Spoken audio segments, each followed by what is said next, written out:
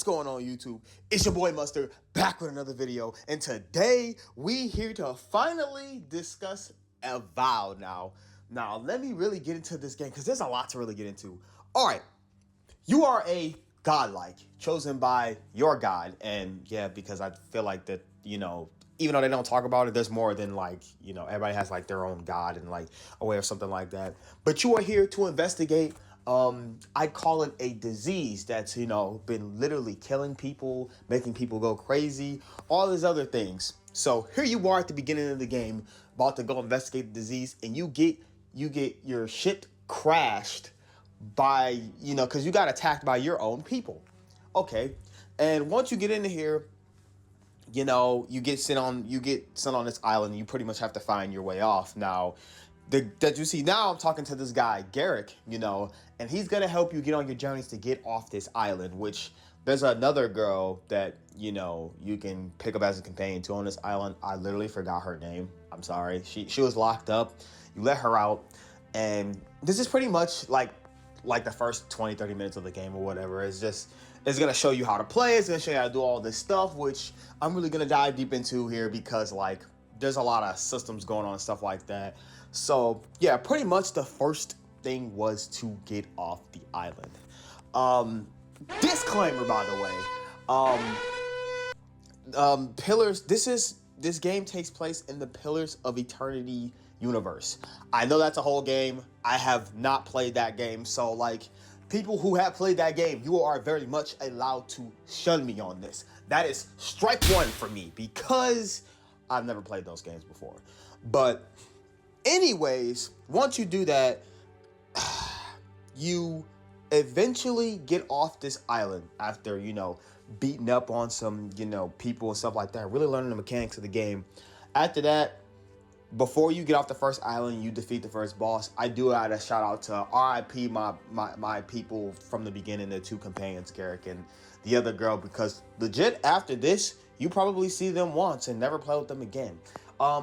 People let me know, are these two characters like Garrick and the other girl, are they from the Pillars of Eternity game or something like that? Because I did not like how you use these two companions at the beginning of the game and then deadass don't fucking see them again. They're not even the main companions of the game, which was quite crazy to really think about. So that really sucked. But after you do everything that you need to do, it's pretty, like I said, once again, this is pretty much just how you start off the game and stuff like that.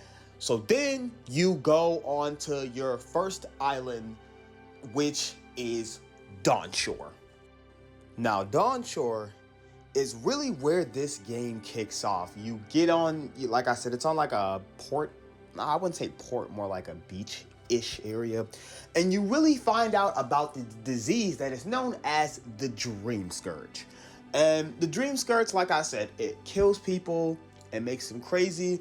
But this is like the first area where you really start to find out about it. Also, this is the first area of the game where you start to really get into the game and understand what the hell is going on. You get all these quests and stuff like that. Now, I will say, when you first start off in this game, don't be surprised once you hear the word Adirin. Yo, did someone say Adirin?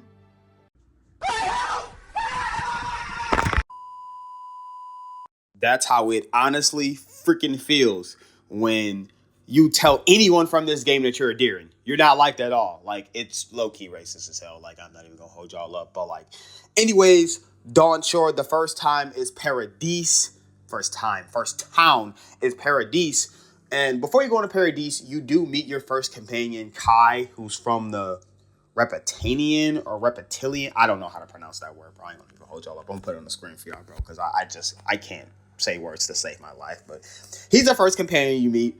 He's the tank, and he's I don't know, he's kind of like I don't want to call him a bandit necessarily, but he kind of don't know what he wants to do with life and stuff like that. And you don't really find out about his past until the next part of the game. So anyways, when you go into Paradise, as I'm saying, you actually die. And when you die, you actually encounter which would be known as the unknown god that no one knows about. And the god pretty much doesn't know why she's in your head or why she's there. And, you know, now you just have a god in your head pretty much. So in this town, they actually show you how to, like, how the game's gonna go with the tier system, which I'm not gonna lie, y'all.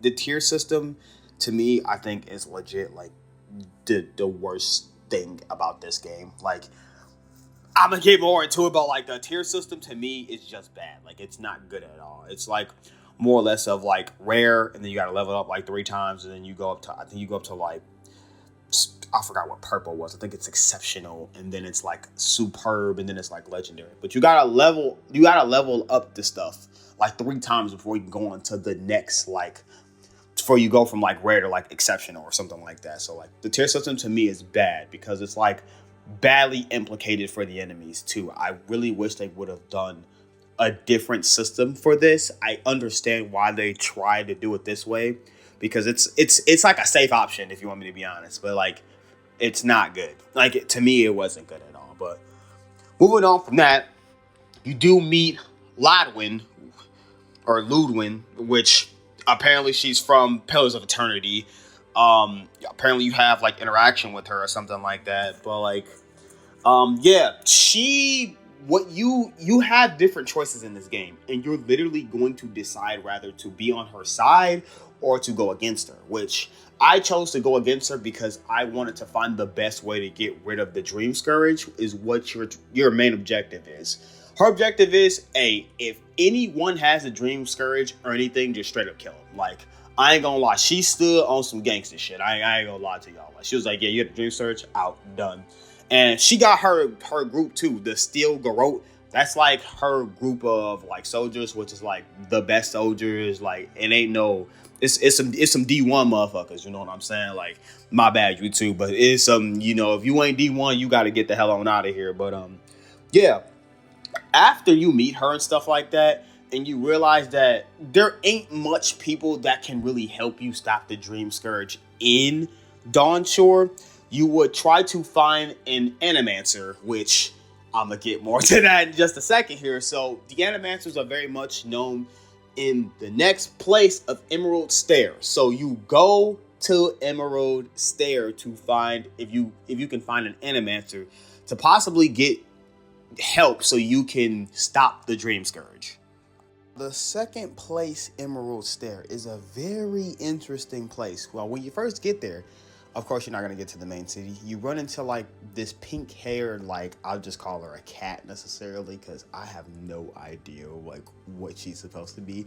But you run into Yatsuli, which is, like, a mage, and you have to help her out or whatever. She has, like, her own little side quests that you do. You help her out or whatever. After that, you really get introduced to Emerald Stair, and as you see, it's like a forest-ish type area, you know, a lot of grass and stuff like that. But when you really pay attention to it, the grass and everything's like dying, and like this is like more like a farmer area, and like the farmers ain't really got much to eat. Food and crops are dying, and you really go into the town of Fior Iverno, I believe is what it's called. And you really learn about their town and stuff like that, which I'm not gonna lie, when you get there, the mayor of that town, he a piece of shit. The town's suffering, they ain't got no food. And you're really there to learn, of course, how to stop the Dream Scourge, but you try to get like an Animancer, as I told you before. And Animancy isn't very much respected in like this whole, in like the whole like living lands, the whole Pillars of Eternity universe. It's like scientists in a sense who has like magic, but they like mess with like souls and stuff like that. So I had to do my little research on that. I kind of understand why they don't want to mess with Animancers. But with that being said, you do get to meet your next companion, Giada, which is, she's just pretty much like your healer and stuff like that. She gets kicked out of the town or whatever because she has their little disputes, and the only way that she's going to help you is if you help her former, I guess, scientist, that she's not part of the city no more, stuff like that.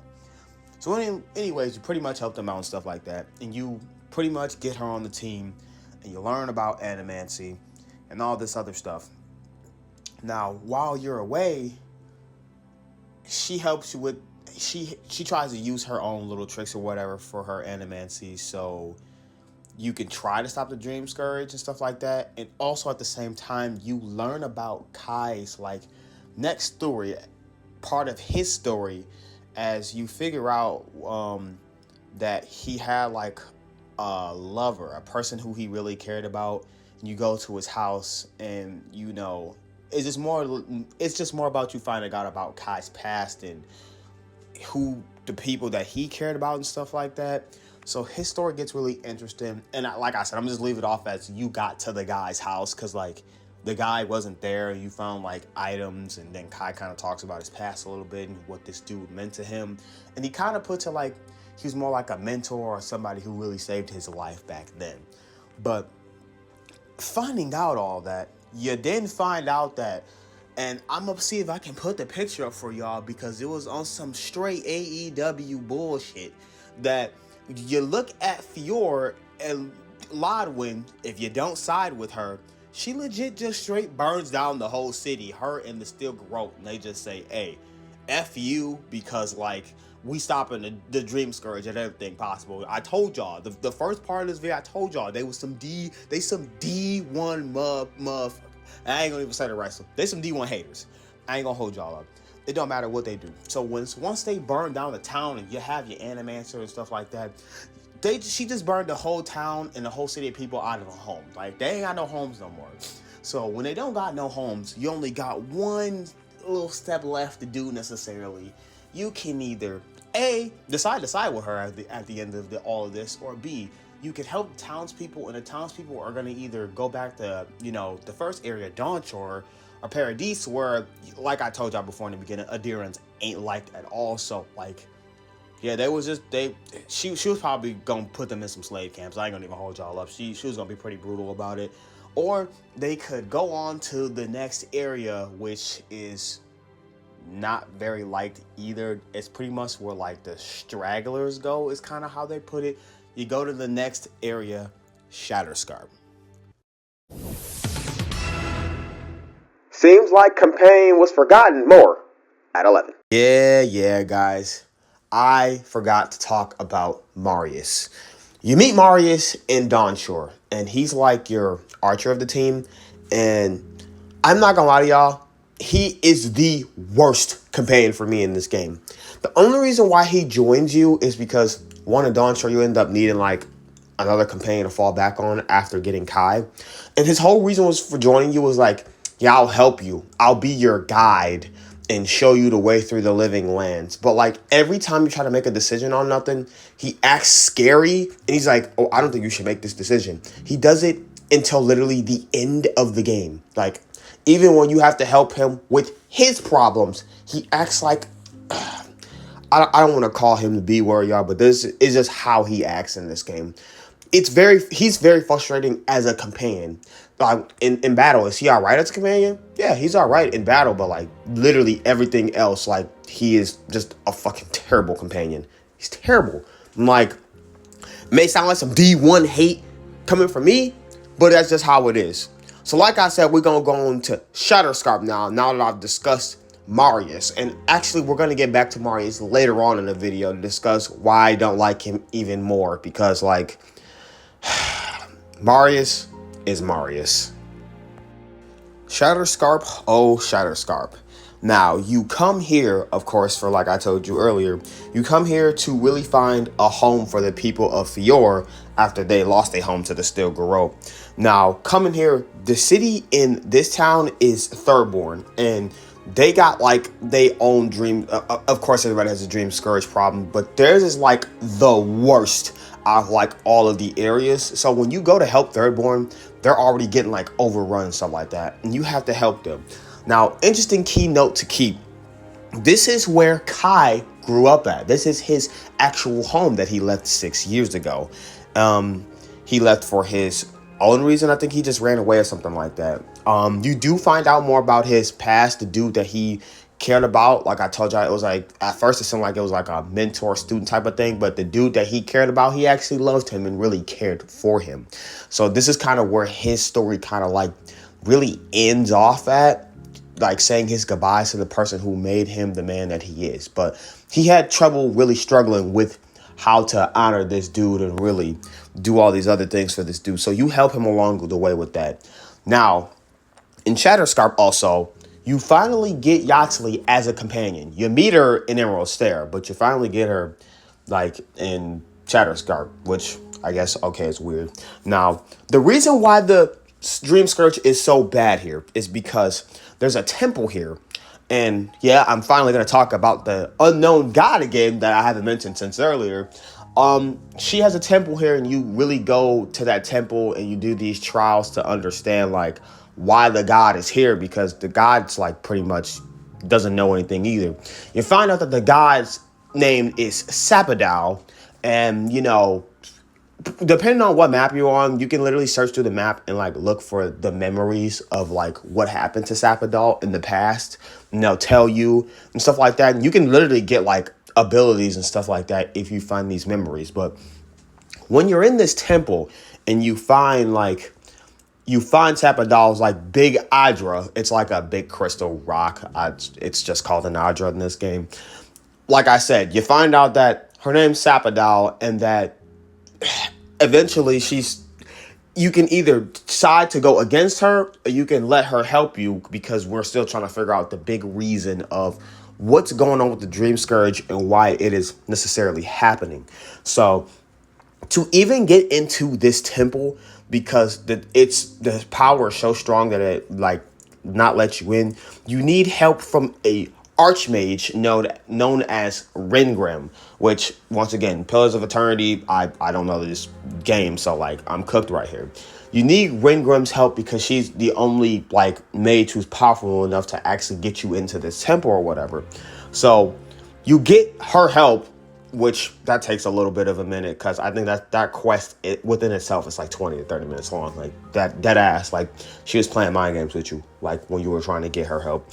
But after you get her help and you go into the temple or whatever, there's a big decision in Shatterscarp that literally makes or breaks the freaking game. Like this is like I think this is like the climax of the game, the really big turning point. So the Steel Garrote is chasing you because Sapadal, when he speaks to you during your journeys, all he says is that he needs to be free, or she needs to be freed, and that she's stuck in some sort of garden.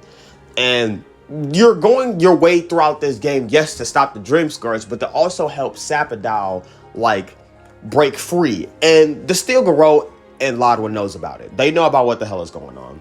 So when you're in Shatterscarp, and after you talk to Sapadal and you find that Adra or whatever, you have to escape that temple. After that, everybody is literally sitting there waiting for you for your next move.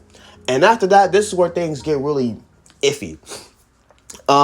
You can make a choice, and it's a very like, you can either side with Lodwyn and the Steel Garrote to completely destroy this temple, and it would save the Dream Scourge. Like it would free everybody who has the Dream Scourge and everything just in Shatterscarp. That's it. Nowhere else. Like no Emerald Stair, no Dawn Shore, nothing else. Just in Shatterscarp. Or you can let Rengrim perform like a mage ritual, which would stop the Dream Scourge completely, like in some sort of way. Like it ain't like for everybody, but it would stop it in some sort of way. And but the repercussion of that, if she performed this ritual, is that it literally would kill half the people in Shatterscarp. So that's the choice that I chose. And, you know, the people of Shatterscarp, or the people in Thirdborn, they didn't like me. They didn't like me very much for killing like half the people in their town, but I was trying to save them. But, you know, saving people comes with repercussions. So, you know, F you, you're not going to be the great hero of this story all the time. So, you know, the people of Thirdborn, they didn't like the decision, but they were really... It was like they were already fearful because they already knew what happened in Emerald Stair with Fior just being burnt to the ground by the Steel Garrote, that they didn't want the same thing to happen to Thirdborn. So like they had to make a decision. Either let me help them, or the Steel Garrote was probably gonna come down and just thrash their shit too. Because you know what? She was, like I said, she was just destroying anything that had the Dream Scourge in it, because like she didn't care. So after you killed literally like half the people in the area of Shadowscarp, you legit get kicked out of Thirdborn, and you end up going to the close to the final area of the game. You end up going to what is known as the Galwin Tusk, and oh boy, do I have a lot to say about this area, just because this is the area of Marius. So y'all, I wanted to take a small break real quick to really talk about the camp system. As you see here, you can pretty much go to camp whenever you want, but all your companions are here. And this system is normally where you just talk to them about like what's been going on with the game and all that other stuff. And you literally talk to them about like their issues and how you have necessarily helped them or whatever. Now the camp that you're looking at here is necessarily like towards the end of the game and stuff like that. So I ain't gonna really spoil that too much for y'all. I'm gonna save that for when I get closer to the end of the video. But also in the camp system, you can legit upgrade your weapons, and you can enchant your weapons too. Now, I know I haven't really touched much on the weapon system, but the weapon system is honestly not that bad. I've just used like a wand and stuff the whole game, but like using like melee weapons, and you can use guns, and you can use two-handed weapons. The weapon system honestly isn't that bad in this game. It's pretty nice.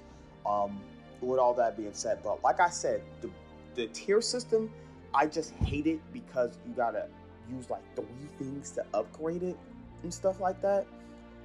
And then like, I don't know, I don't like how it is. Now, using different things to upgrade certain items that you need so you can use that like most upgraded item to upgrade your weapons is honestly not that bad. It's just, I don't like the tier system, how they go from like nothing to rare to exceptional to superb. I think it's common, rare, exceptional, superb, and then it's like legendary. But you got to go through like 3 levels of each thing before you can get to the next level. And they kind of got the enemies like that. So there could be like a superb enemy level 1 or level 2, and if you're not strong enough to fight it, you're cooked. Like I said, I feel like it's pretty safe and it's pretty easy, and I just pretty much didn't enjoy it. So let's go on to the Galwin Tusk. Galwin Tusk, the home of the dwarves. Now, the garden is just an arm's reach away, and you can't get there because the bridge to the garden is destroyed. And the steel garrote, they're still on your head. Now, why I said this is the place of Marius is because this is where Marius grew up at.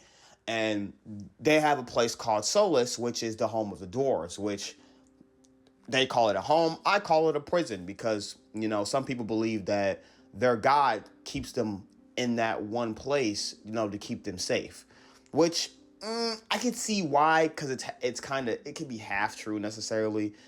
But at the same time, there's other dwarves in that place that believes that keeping them locked up in their home is necessarily just a prison. And the reason why I say it's kind of a good thing that, they send them staying locked up is necessarily like the best thing for them, but for believing in their god, is because the Dream Scourge does not exist in the Galwin Tusk. Well, at first, let me really explain this. I don't know what the hell goes on with the dwarves in every game, but they just legit seem to only have like political issues instead of like magical issues in these RPGs. I don't get it. Like, I don't know how they keep scurrying away with all this. Like, it's actually quite crazy. So anyways, with Marius, with his story necessarily, you pretty much want to figure out what happened to his parents and his little city that he grew up in, and you do, like, somebody's pretty much set them all up to die. And like, he knew who the guy was pretty well. And you do go to talk to the guy who, got Marius' city and family killed. But he's like legit out of his mind. Like, I think the Dream Scourge got to him and he's like barely living. You could either kill him or you could decide to just let the Dream Scourge like eat at his brain, which I just let the Dream Scourge eat at his brain. I'm not gonna lie, I'm not a big Marius fan, so I wasn't about to stay there and entertain like a Marius story. That dude sucks to me. I'm a D1 hater, and I'll say it always in this video. But with that being said, the Galwin Tusk is next to a volcano. All right, so now what I want to do is give y'all a history lesson. So, back in 79 AD, what was the city that burned during the Roman times. What did I'ma just leave the A, B, C, and D down for y'all, and I'm gonna let y'all pick the right answer. Give y'all a few little seconds here. Now, with like 10 seconds, being gone, have y'all pick the right answer, right? If you picked B, Pompeii, you are correct. Now, actual history here, yeah, Pompeii was a city during the Roman times that actually used to live near a volcano. Guess what happened to that city? The volcano was active and it burned the city down. So why the hell do y'all think it's a good area for y'all to live next to a volcano? Don't understand that. And the dwarves, bro. Like, I don't want to be mean to little people or nothing like that, but y'all not gonna outrun no volcano. Let's just be real here. So, anyways, back to the story. Once the steel garrote gets to the Gowan Tusk, there's a dude in the dwarves that's like, he's like a top dude in the dwarves or whatever, and he kind of like sells his own like people away to like give the steel garrote secrets to how to get to the garden, which is like an underground passageway. But the thing is about that necessarily is once you do that, you have to stop the steel garrote. And, the steel garrote pretty much, like, Lodwin goes crazy after this point. She doesn't care. She's doing anything she can to stop the Dream Scourge. So, legit after that, Sapodao wasn't too happy about that. So, Sapodao actually, like, out of her madness and rage, caused Dream Scourge to actually come into the Gowan Tusk. Which is now crazy because now you know how the Dream Scourge actually starts. It's from Sapodao herself. Which, from her madness, which she really didn't know, like, why it started. So she was just unaware of all of this. But necessarily, at the end of the Gowan Tusk, you literally have to choose to, you have to either help Solus and save the city, or you could just legit let that city just fucking get blown up or burned down or whatever, because the Steel Garrote didn't care. They were going to go into Solus and just straight murder all these people to get these secrets anyways. So, like, if you... like, even after the dude sold them out, she was just still gonna go in there and just straight murder everybody anyways, because why not, bro? I'm just like, bro, what is wrong with you? Like, anyways, after you stop Lodwin the first time, because yes, it needs to be expressed, once you stop her the first time and you figure out where the Dream Scourge is coming from and all that, you didn't go to what is known as the garden, I ain't gonna even say that's the final area of the game because it's not, but it's the area where you go talk to Sapodao and figure out if you want to release her. So as y'all see now, I'm actually in the garden. Pretty much the garden was pretty simple. It was just everybody really getting closure for their companion stories and stuff like that. I think Yatsley didn't really have a companion story like that. It was more like Giada's parents, Marius's people, Kai's lover. That was really it. But anyways, pretty much the garden was just, did you want to, you going through like a little bit of trials or whatever, killing a few people if you wanted to release, Sapodao or not, which I did.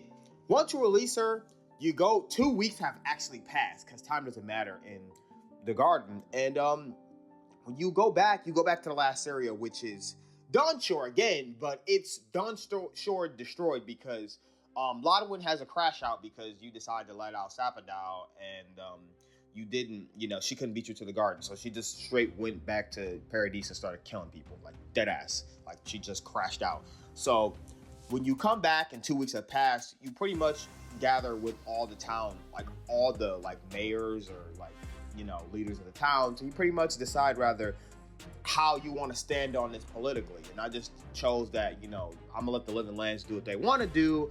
And I'm just gonna go stop Lodwin. So, you pretty much at the end of the game, Lodwin is the main thing. And you know how I said this is your first time killing her? Once you fight her again, you have to legit, when you go into that fight, you have to fight her like 3 times. You literally exhaust all her health, and she gets back up like 3 freaking times. You have to literally knock her down 3 times. So the woman literally dies in the game like 4 to 5 times, saying that she was unkillable because if y'all can't tell, she's just a skeleton like that. There ain't no flesh, blood, or skin on her. It's just a fucking skeleton. But once you beat her, the game ends, and then they kind of really just talk about how everyone's necessarily like ending is in the game and stuff like that, which is fine. But what I'll say for all this in the end is that, like, even with me not really understanding the Pillars of Eternity games, this game was not all that bad. And like, I feel like people shunned this game just because that it wasn't Skyrim. It gave like that Skyrim look in the beginning and like what people saw from the trailers and stuff like that. So I think people just expected it to be Skyrim, and it wasn't. So people were just like, ew, this is boring. It's automatically turned off. Now, like I said before, there are things that I didn't like the tier system and stuff like that. But the game wasn't bad. Like, enemies, they could have gave you more enemy selection and stuff like that. But like, enemies honestly weren't all that bad. It's honestly not that bad of a playthrough, and I think people should give it a chance. So, with that being said, my final verdict for this game is easily a 7 out of 10. It's not the worst at what it does, but it's not the best at what it does either. They just stay, in a fine line. So, until next time, y'all, I thank y'all for watching. Peace out.